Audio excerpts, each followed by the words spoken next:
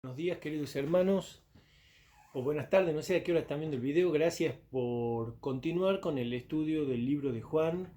Este, mm, la verdad que es un gran gozo saber que se están esforzando. Los puedo ver aquí, allí estudiando a través de la cámara, y con ese deseo de buscarlo al Señor. Y bueno, qué felicidad que tenemos nosotros los hijos de Dios que tenemos la promesa de que si nosotros le buscamos, le vamos a encontrar.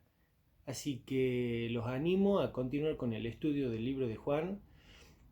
Hoy a nosotros nos tocaría ver la lección 19, que es la continuación de lo que nosotros hemos subdividido como las instrucciones finales, para que nosotros nos introduzcamos en el contexto de lo que vamos a leer. Recuerden ustedes que ya Jesús había dejado la actividad pública y es como un tiempo a solas que tiene con los discípulos. Ya hemos visto en la clase pasada que ellos estaban en el aposento alto, donde el Señor, no en el aposento alto, sino en el lugar donde ellos habían decidido compartir la Pascua, y el Señor le lava los pies y todo eso.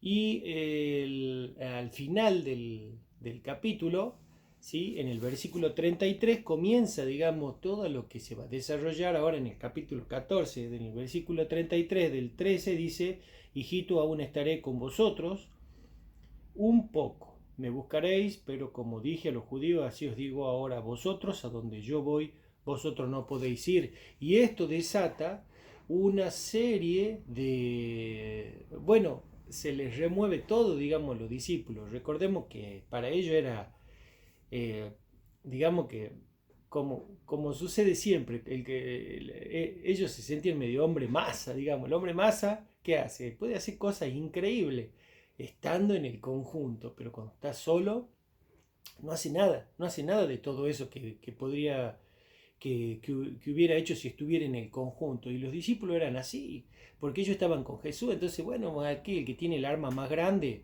es el Señor Jesús. Entonces, bueno, listo, nosotros vamos y confiamos y sí, tenemos una fe ciega, pero resulta que cuando se va el que tiene el arma y quedamos nosotros solos sin arma, ¿cómo es la cosa? Y el Señor, bueno, se encarga de que ellos no tengan ese pensamiento, sino que responde de varias maneras, diciéndole que realmente ellos también tienen un arma, y ya vamos a ver cuál es. Que no es un arma para destruir, sino que es algo que lo iba a acompañar a ellos, y que era eso maravilloso que tenía el Señor Jesús y que el Espíritu Santo. Eso se va a desarrollar en la lección que sigue. Pero hoy, bueno, nosotros vamos a ver las preguntas que ellos le hacen. Y en ese momento de intimidad, en ese momento de estar a solas, digamos, con el Señor Jesús, surgen a raíz de esta afirmación de que el Señor se iba, surgen muchas cosas. Y nosotros tenemos en el relato, digamos, las preguntas que le hacen los discípulos. Y son cuatro los actores aquí en esta conversación. Primero tenemos a Pedro, donde Pedro en el 13:36 le dice: Señor, ¿a dónde vas?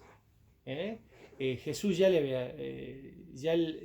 había dicho en otra oportunidad que también que él se iba, que él iba al Padre. Y bueno, ahí Pedro, digamos, como que se bloquea y nuevamente queda en cero. Entonces le dice: Señor, ¿a dónde va? Este, entonces, eh, bueno, surge esto de la afirmación de él. Bueno, Jesús le dice: bueno, donde yo voy, bueno, no me podés seguir. Jesús, ya sabemos que se refería a la cruz, pero me seguirás después, dice él. Y Pedro, él hace esa afirmación: Señor, mi vida pondré por ti. Y Jesús le hace esa referencia de que le iba a negar, ¿no es cierto? Este, y bueno, acá, digamos, eh, nosotros, digamos, no tenemos que quedarnos con ese relato solamente. ¿Por qué? Porque no es que hay una separación en el escrito entre en el 13:38 al 14:1. Si nosotros sacamos la separación 13:38, 14:1 y hacemos una lectura continua, nosotros encontramos que no que el centro de esto sea que Jesús le dice, no, vos me vas a negar. La enseñanza para nosotros está en el 14:1, donde el Señor Jesús le dice, no se turbe vuestro corazón. Creéis en Dios, creed también en mí. Acá esa es la enseñanza. Cada pregunta que le hacen al Señor, el Señor no quiere que ellos se queden con la pregunta, sino quieren que se queden con la respuesta.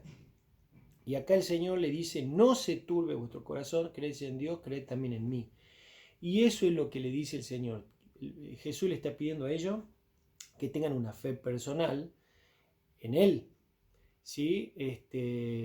Y bueno, a pesar de que él estaba condenado a muerte, él le pide eso. Y luego les especifica el tema de las moradas, haciendo hincapié, digamos, en que era un lugar que ya existía y que, digamos, ese lugar iba a tener algo maravilloso. No solo el hecho de que sea la casa de Dios, sino que iba a ser el lugar donde Jesús iba a estar. Porque ellos ¿qué querían?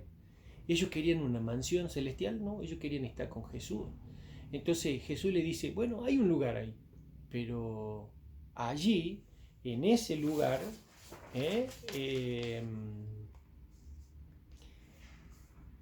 iba a estar el Señor. Por eso Jesús le dice en el 14:3, para que donde yo estoy, vosotros también estéis. Y esa es la enseñanza para nosotros. Nosotros somos seguidores de Cristo y nosotros queremos estar con Él. Yo la verdad anhelo estar con el Señor. Quisiera por lo menos, no sé, o sea, bueno, el anhelo que tenemos todos nosotros. Estar en la presencia de Cristo, ¿no? Como dice la canción, cara a cara espero verle. Bueno, sí, es una esperanza que tenemos todos nosotros y que nos da fortaleza. Nos da fortaleza y nos consuela, ¿no?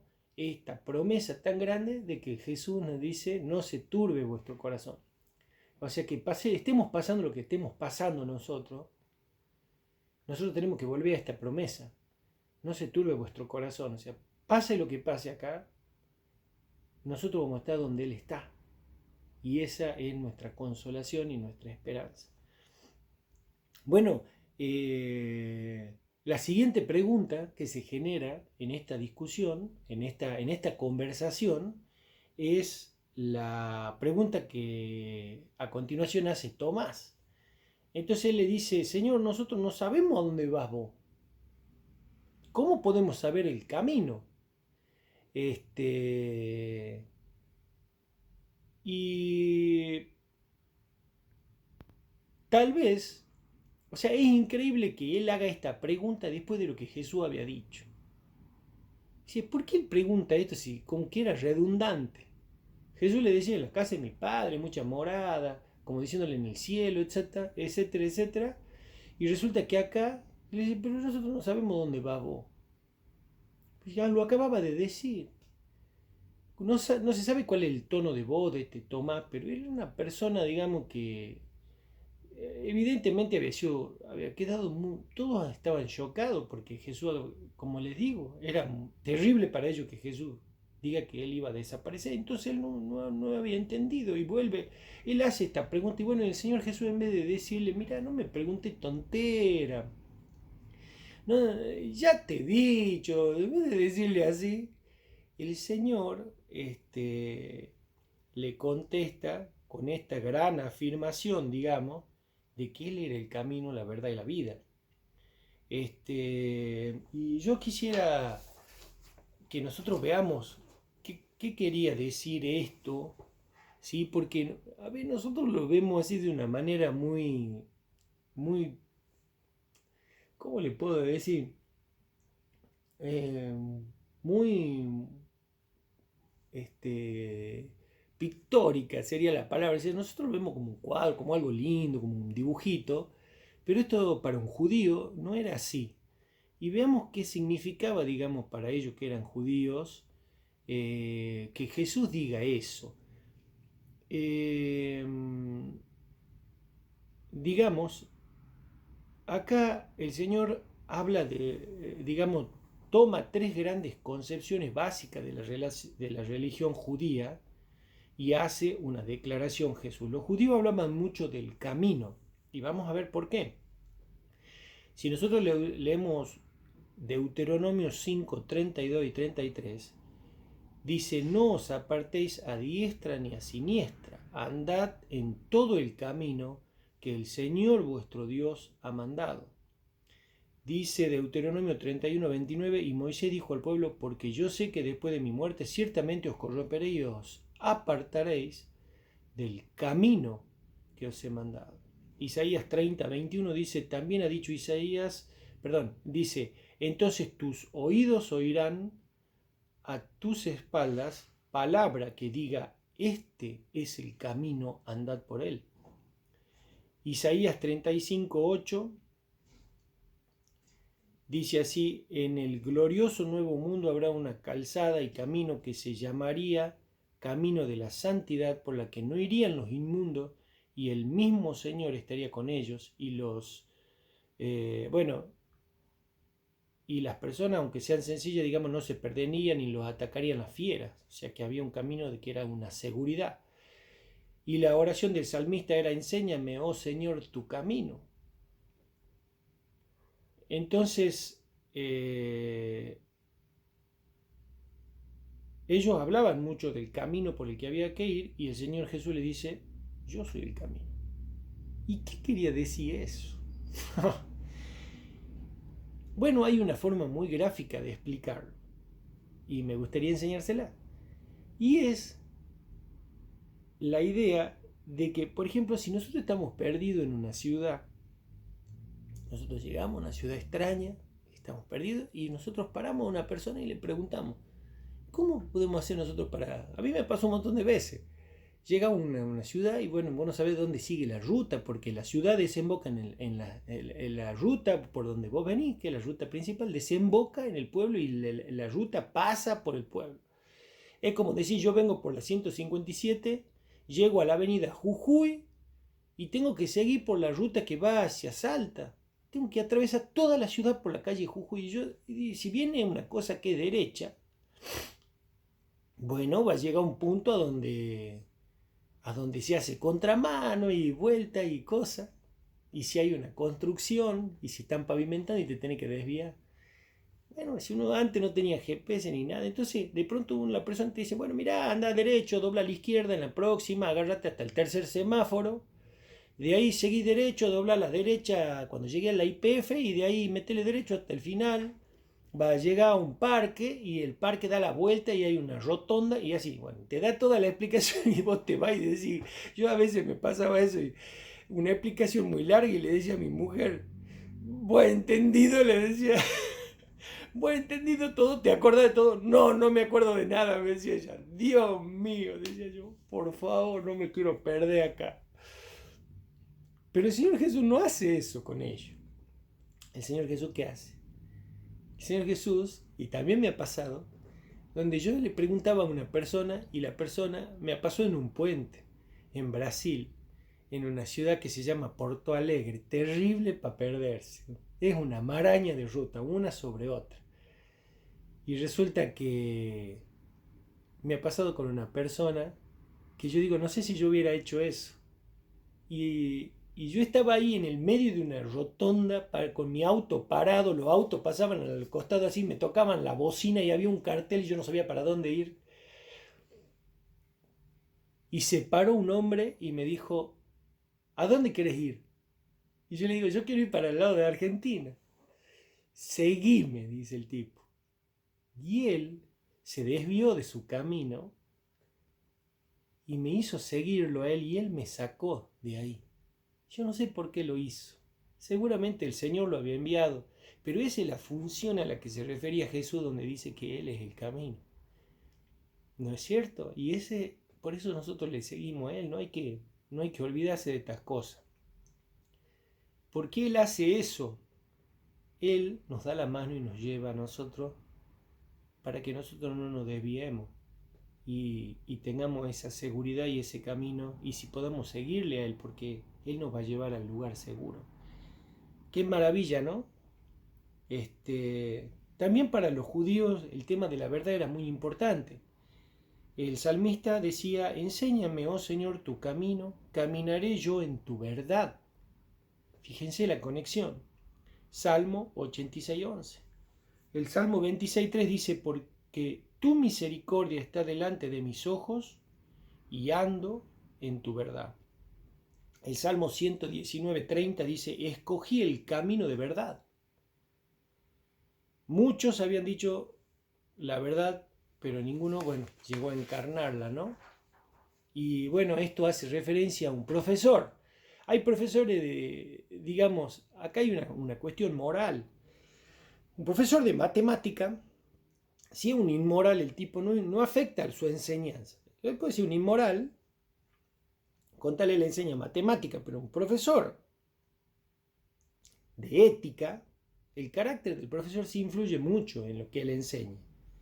¿Sí? Un adúltero que enseña la necesidad de la fidelidad conyugal, un avaro que trata del valor de la generosidad, un orgulloso que habla de la belleza de la humildad, un violento que defiende la calma, un sádico que exhorta al amor, no tendrían mucho éxito. Y la verdad moral no se transmite con palabras, sino con el ejemplo. Y eso hizo el Señor. Él fue un maestro porque ha sido la personificación de la verdad que él enseñaba. Muchos podrían decir: yo les voy a enseñar la verdad, pero el Señor Jesús dijo: yo soy la verdad. Qué maravilla. Y dice un escritor que lo más tremendo de Jesús es que la verdad moral no se encuentra en él simplemente, no encuentra en él simplemente su mejor expositor, sino su mejor realizador. Y finalmente, cuando él se refiere a la vida, dice: la vida también era una cosa que los judíos tenían muy, muy en cuenta. Proverbios 6:23 dice: porque el mandamiento es lámpara y la enseñanza es luz, y camino de vida las reprensiones que te instruyen. Proverbio 10:17 dice: camino a la vida es guardar la instrucción. Y el Salmo 16:11: me mostrarás las sendas de la vida. Entonces, por eso Jesús dice: no se puede llegar al Padre si no es por mí. A continuación, la tercera pregunta. Y hay una connotación más que quería señalar, que ¿qué había hecho Moisés? Moisés dijo que él iba a mostrar el camino. ¿Sí? Los profetas, ellos podían predecir el camino. ¿Sí? Algún gurú tal vez pueda decirles que él podría guiarlos por el camino. Pero Jesús dijo que él era el camino. Es una pequeña diferencia con el resto de las personas que ofrecen esa guía, ¿no? Y a continuación, en el 14:8, la otra pregunta, la tercera, donde Felipe pregunta, ¿no? Muéstranos al Padre. Ya Jesús ya les había dicho, ¿no? El que me ha visto a mí ha visto al Padre. Pero bueno, evidentemente, como les digo, en la tristeza se le había borrado todo lo que ya le había dicho el Señor, ¿no es cierto? Y en el medio de la respuesta a esta pregunta, se introduce algo que vamos a ver en el capítulo que sigue, que es el Espíritu Santo, la venida del Espíritu Santo. No lo vamos a desarrollar en esta lección. Pero, Cristo le indica que había algo mucho mejor y que era la vida espiritual. ¿Mm? Eh, o sea, en realidad, digamos, ¿qué es lo que le pasaba a Felipe? Bueno, ellos querían verlo con los ojos al Padre, ¿sí? Ustedes recuerden, digamos, que en el Antiguo Testamento Dios le dice a mí, nadie me puede ver la cara. Se lo dice al profeta Elías. Entonces, ¿qué pasa? Solamente le iba a ver la espalda y que se ve el ruido, el terremoto, el viento, ¿no es cierto? Entonces eso era como un anhelo que tenía Felipe, y Jesús le dice, eh, bueno, digamos, no, esa era una enseñanza muy elevada, digamos, para ellos. Y Jesús no se detiene en eso. Eh, él más hace referencia a que nosotros, en vez de tener ese anhelo, lo miremos a Él. Y Él le dice, bueno, que todo lo que le pidan al Padre, bueno, enseña esta lección, digamos, sobre la oración, ¿no es cierto? Que está en el versículo 13, dice, todo lo que pidiere al Padre en mi nombre, yo lo haré. ¿Mm? Eh, y bueno, eh, eso no hace referencia a que Dios va a hacer lo que nosotros queramos, sino que eh, nosotros tenemos que pedir según Cristo. ¿Mm? Eh, bueno, a continuación, bueno, hay una pequeña referencia. Eso quiere decir que nosotros oramos estando de acuerdo a todo lo que Él es, y más que todo sabiendo que Él está sujeto a la voluntad de Dios. O sea que nosotros, eh, en esa sujeción a la voluntad de Dios, como la conocemos a la voluntad de Dios, es que nosotros pedimos correctamente. Y si nosotros pedimos correctamente dentro de esa voluntad de Dios, hay un cheque en blanco, digamos, de Dios que nos va a apoyar y nos va a fortalecer a nosotros. ¿Eh? Eh, el propósito de la oración no es que se haga la voluntad del hombre la voluntad del hombre en el cielo. Muchas personas dicen, bueno, yo con esto eh, voy a torcer hacia mi favor los designios que vienen del cielo. Y eso es una equivocación. La oración es para que se haga la voluntad de Dios aquí en la tierra. Que el Señor nos ayude a nosotros a no tener esa falsa concepción. ¿Eh? Entonces aquí Jesús introduce que nosotros íbamos a tener un ayudador, un paráclito, un consolador, que era el Espíritu Santo, y que Él nos iba a ayudar a nosotros. ¿Eh? Bueno, pero ya lo vamos a ver en la próxima lección. Y finalmente la pregunta de Judas, ¿sí? Que no era Judas Iscariote. Acuérdense que ya Judas Iscariote había salido. Jesús le dice, lo que vaya a hacer, hacerlo rápido, en el capítulo anterior. Entonces él había salido. No era Judas Iscariote. Entonces él le pregunta al Señor, ¿cómo te va a manifestar a nosotros y no al mundo, ¿no? ¿Cómo evitaría que el mundo le viera? Y el Señor le indica que la condición necesaria para verlo era el amor. El amor produce obediencia. ¿Mm? El mundo no le ama ni le obedece. Entonces, ¿cómo puede haber una manifestación al mundo? Entonces, lo lindo de esto es que el Señor dijo, yo me voy a manifestar a ustedes solamente si me aman, ¿no? Y bueno,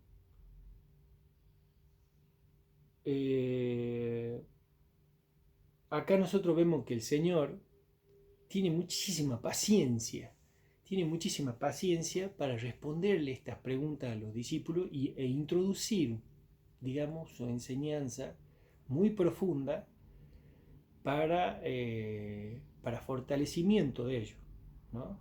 Eh, el Señor, eh, digamos, no contesta regañando, sino animando. ¿Mm? Y lo mismo hace con nosotros el Señor. Y espera que nosotros nos concentremos más en las respuestas que Él dio. ¿Y cuáles eran? Repasemos. Finalmente, repasemos. Que, que nosotros vamos a estar donde Él está. Eso es lo que Él quiere que nosotros nos acordemos.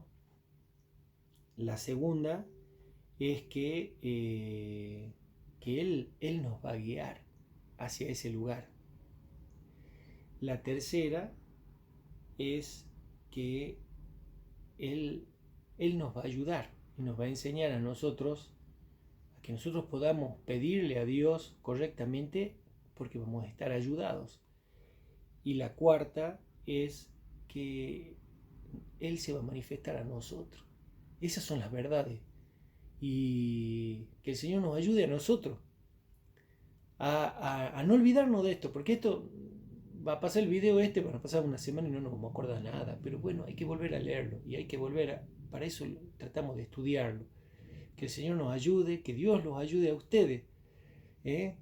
Eh, Creo que la época en la que estamos viviendo hace que nosotros estemos muy necesitados de herramientas que nos fortalezcan la fe, y acá hay un montón. Le pido al Señor que los guarde, que los proteja a ustedes y los animo a continuar con el estudio del libro de Juan. Que Dios los bendiga.